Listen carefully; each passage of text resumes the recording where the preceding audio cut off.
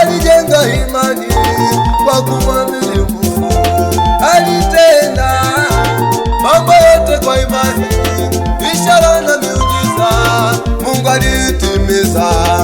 Alipoomba mvua isinyeshe, Mungu alisimamisha mpaka miaka mitatu.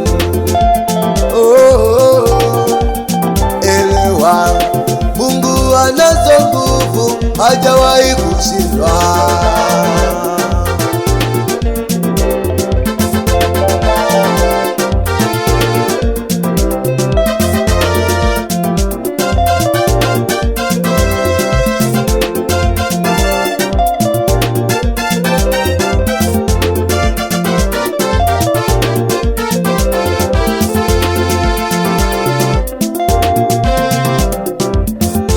Mapambano makubwa kati ya nabii Eliya na manabii wa Baali yalikuwa ni makubwa.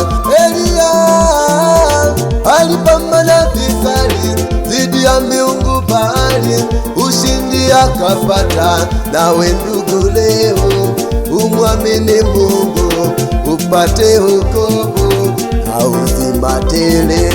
Mungu wake Eliya hata sasa yu hai, anajibu maombi ya imani.